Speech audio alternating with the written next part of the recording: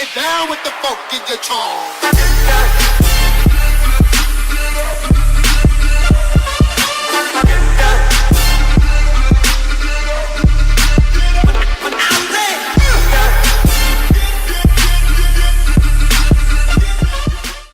What is good, bros and bras? And this is your boy Vengeful Wilberg here, bringing you yet another awesome video today. And today is Friday, which means it's going to be One Piece discussion.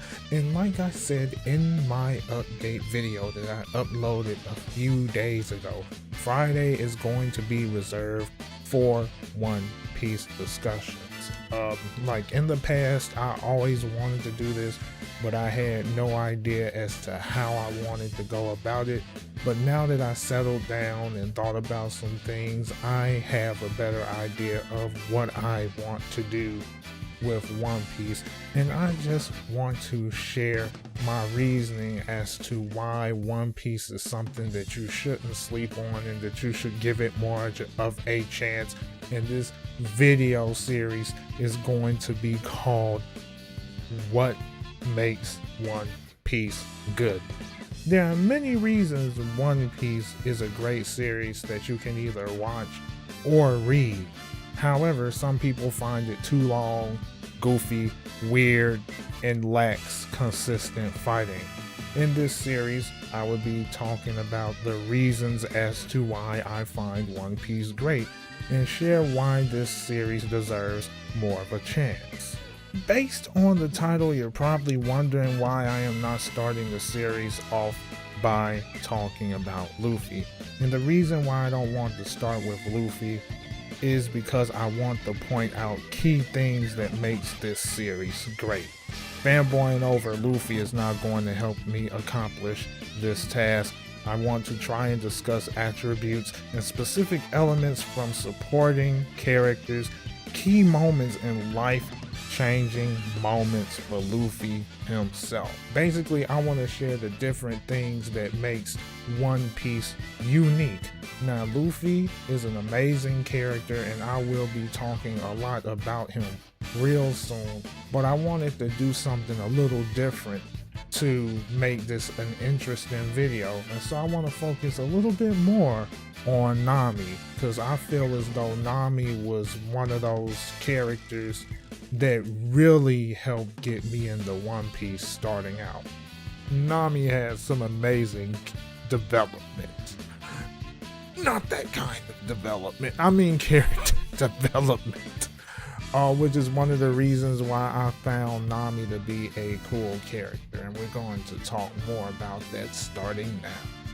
The way Nami was introduced in the series was really dope after all of the pieces were put together in the end. Oda has a style of writing that makes you ask yourself questions about what it is you're seeing.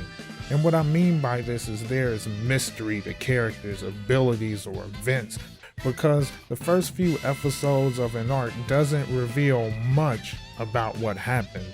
A good example of this is many episodes later when Blackbeard mentioned the word hockey, and people start asking themselves, what in the flying fudge is hockey?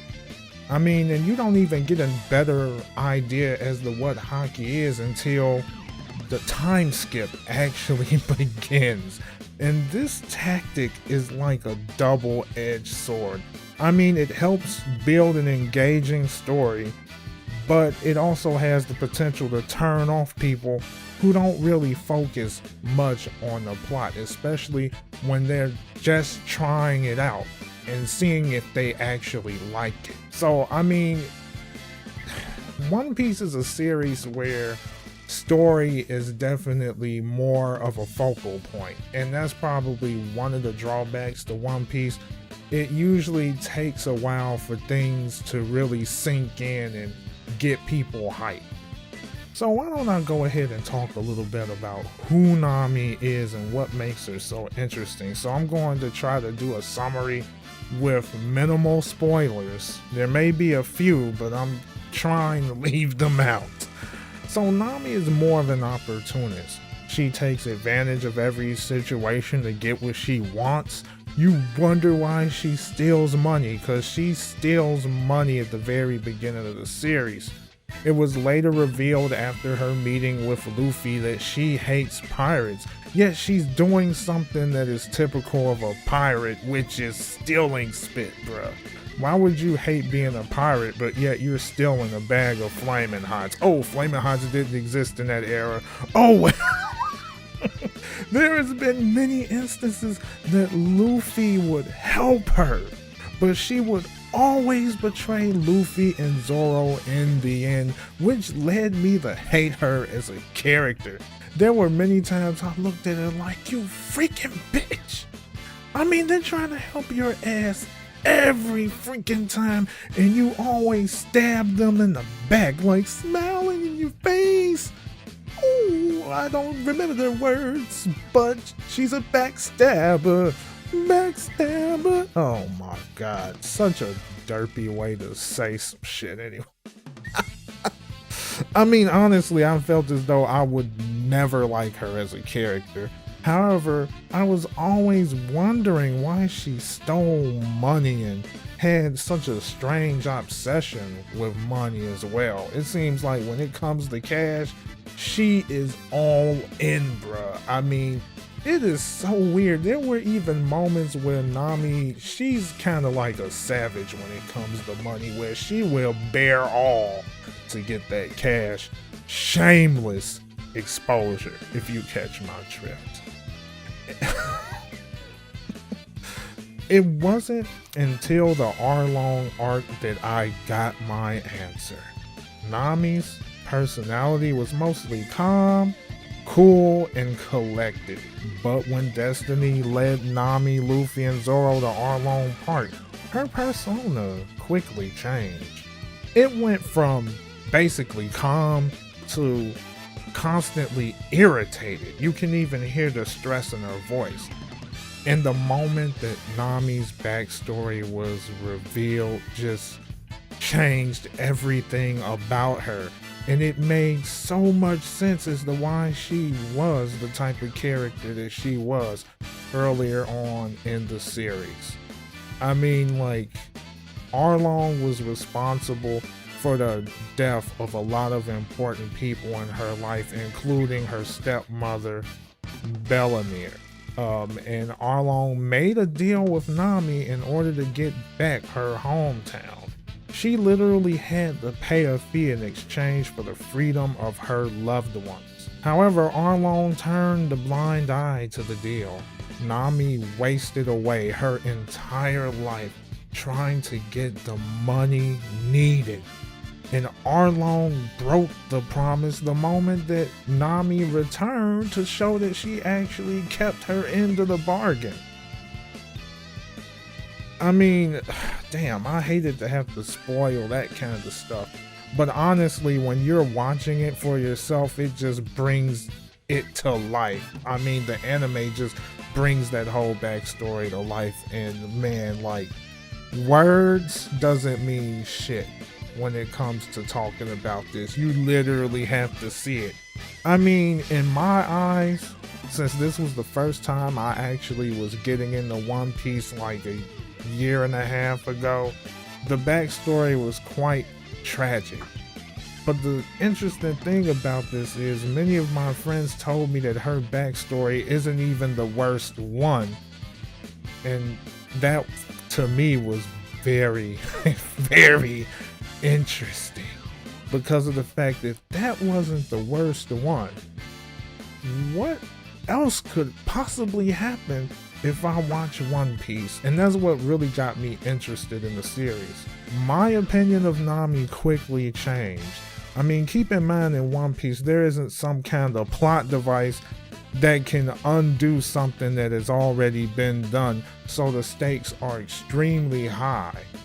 And when the stakes are high, I feel like that just creates more believable emotional experience due to the fact that someone or something will be gone forever. And as a result of this, a richer story. Now, what about Nami's role after that event? Well, her role is simply to be the navigator. It gives her a purpose to be relevant throughout the entire series. However, even when given a purpose, that doesn't always mean a character would be a key part of the story. Fortunately for Nami, she is an amazing character and is still relevant to this very day. I feel so sorry for Tintin. She is so irrelevant to the series. I mean, she had very little screen time. I'm sorry, girl. I feel so sorry for you, Tintin. Alright, rip Tintin. Alright, let's get back to Nami. I mean, like, Nami does more than just navigate the ship. There were many instances where she took charge when necessary, slowly developed into more of a fighter, which I will talk about in another future video, and provides support when needed. Nami's role as a supporting character is just as the main character Luffy said, "I am nothing without my crew."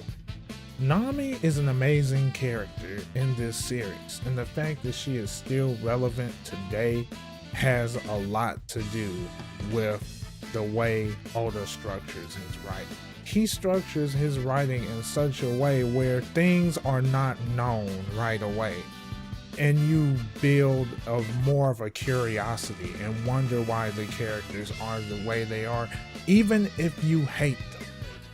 And the reason why Nami is an amazing character to me is the way he timed the backstory. He put Nami's backstory in the perfect spot, a spot where it belonged, a spot where all of the pieces would eventually come together. It was amazing the way it was structured, and it helped me see, oh my gosh, this is why Nami is the way she is. Because keep in mind, like I said before, I couldn't stand her. I just could not. And the placement of her backstory was perfect. Nami's behavior before the incident at Arlong Park was total mystery.